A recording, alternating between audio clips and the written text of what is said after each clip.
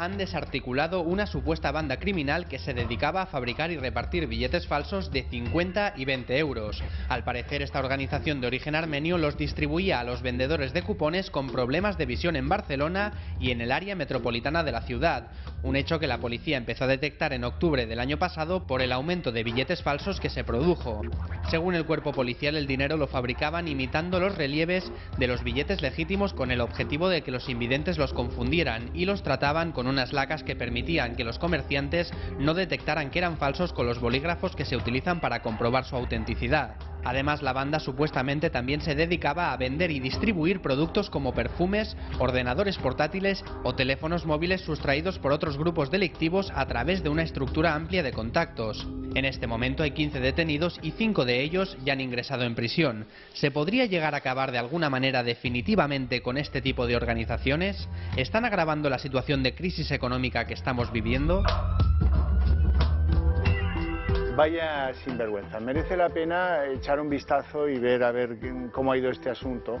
Y por eso nos vamos a ir a Barcelona, donde nos espera Joan Navarro, que es delegado sindical de los sindicatos de los Mossos d'Esquadra de Comisiones Obreras.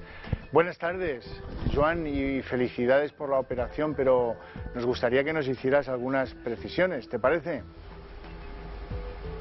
Hola, buenas tardes.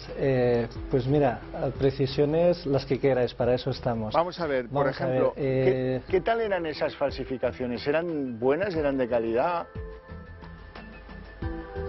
Bien, el hecho son las víctimas. Las víctimas, como bien sabéis, son invidentes. Entonces utilizaban básicamente el concepto del tacto, ¿de acuerdo? Sí que la calidad era muy buena a nivel de tacto, incluso a efectos de utilización de escudos, de lo que es el perfil técnico de una buena falsificación, con todos los detalles de seguridad que tiene cualquier billete, pues estaban muy avanzados, la verdad.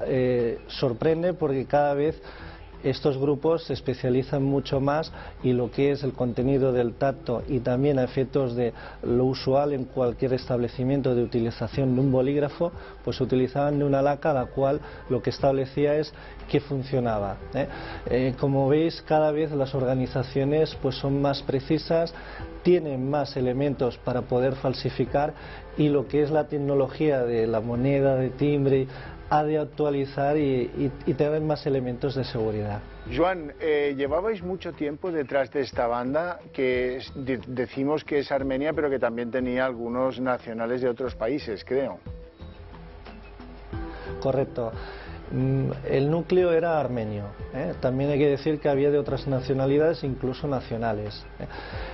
Tiempo, pues la realidad es lo de siempre. Ante estas situaciones de alerta, como trabajamos siempre en nuestros grupos, detectamos de incidencias de este tipo y lo que hacemos es un seguimiento. ¿Por qué? Porque no nos interesa conseguir la persona finalista, sino intentamos de dar un buen golpe, como ha sido en este caso, y hacer un trabajo de campo para poder relacionar, tener indicios suficientes para decir, pues mira, ahora ya podemos atajar de raíz esta problemática pues, que tenemos en este sentido. Llevamos tiempo, no es una cuestión de un mes, no, sino de más tiempo. Joan Navarro, aquí no se salva nadie, ni siquiera los invidentes, pero dinos, ¿qué podemos hacer los ciudadanos para defendernos de billetería falsa si está bien hecha? Es muy difícil, ¿no? Vamos a ver, esta pregunta es bastante compleja, puesto que hay tantos tipos de falsificación. Lo que sí es cierto es, de alguna forma, es la información. Y ante cualquier duda, incidencia que detectemos, podernos poner en contacto, bien sea con nosotros, en cualquier comisaría se pueden dirigir y preguntar información sobre cualquier cuestión, para eso estamos, y obviamente también las entidades bancarias como miembros del círculo del sistema monetario también nos pueden dar indicaciones. Las básicas, dependiendo, siempre decimos el tacto es esencial, intentar rascar los escudos para ver si realmente son realmente válidos o no. Esto es, dijéramos, la falsificación a pequeña escala, pero claro, ante a veces organizaciones que sofistican tanto la falsificación, se Es difícil, es más, desde el área de documentoscopia, que sería nuestra organización, los peritos dentro de Mossos, que son especialistas en ello, a veces incluso tienen bastantes problemas porque hay auténticas falsificaciones que son prácticamente como los originales, y cuesta. A nivel pericial hay que hacer informes muy exhaustivos, lo que hay que decir también que cada vez también la ciencia va avanzando y las máquinas son más complejas y enseguida detectamos de estas falsificaciones, pero la picaresca, como siempre, el pícaro siempre innova, el pícaro intenta pues desarrollar de sistemas más complejos y nuestro trabajo, para eso estamos, es detectar y estar a su altura o más adelantados que ellos. Muchos ciudadanos, Joan Navarro, se ponen en contacto con nosotros para decirnos que han recibido negativa de un billete en una entidad financiera y que lo han probado en otra y sin embargo lo han pasado por la máquina y les ha parecido bueno. De manera que no debe ser tan simple decidir en un instante, ni siquiera teniendo el aparato y una cierta formación como los funcionarios de cajas y de bancos, no debe ser tan fácil asegurar que un billete es falso, ¿no?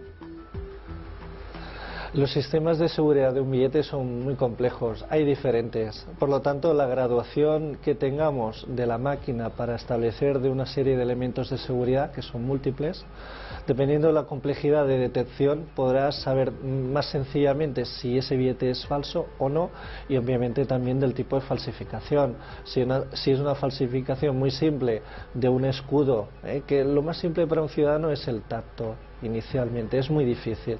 2. El concepto de rascar los escudos que hay en los bordes laterales.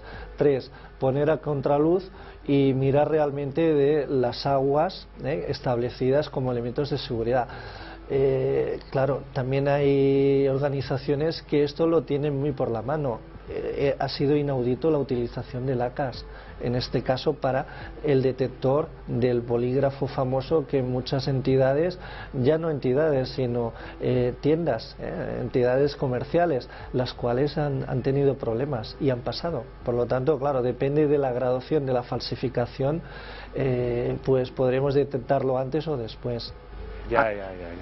Joan Navarro, la pregunta que se hacen los ciudadanos siempre cuando hay una operación policial es, bueno, ¿y a estos cuánto les va a caer? ¿Tienes idea de cuánto les va a caer a los que habéis detenido de esta forma brillante? Como jurista también que soy, es difícil. Hay que ver los hechos imputados, los cuales podamos demostrar, no solamente por la actividad, los seguimientos, el material que se ha recogido, sino también por otros elementos, como pueda ser, y voy muy precisión, el concepto de las tintas, si realmente la máquina y la impresión es la misma. Es difícil hacer una valoración. También en estos casos no nos gusta mojarnos, puesto que entendemos que Fiscalía será muy perfecta y profesional y ejercitada pues de la defensa del interés público, en este caso pues de los ciudadanos, y obviamente pues yo creo que unos cuantos añitos en la cárcel pues pueden estar. Bueno, pues después del régimen penitenciario, que no sea como habitualmente se dice, que entran por una puerta y salen por otra, porque la verdad es que se merecen un buen tiempo en el talego. Joan Navarro y Antonio León, muchísimas gracias por atender nuestra llamada desde Barcelona en directo poco antes de terminar nuestro programa, en la recta final. Nos despedimos aquí y ahora y esperamos que mañana merezcamos su confianza a las 6 en punto de la tarde para otra edición trepidante de Disidentes. Muchas gracias.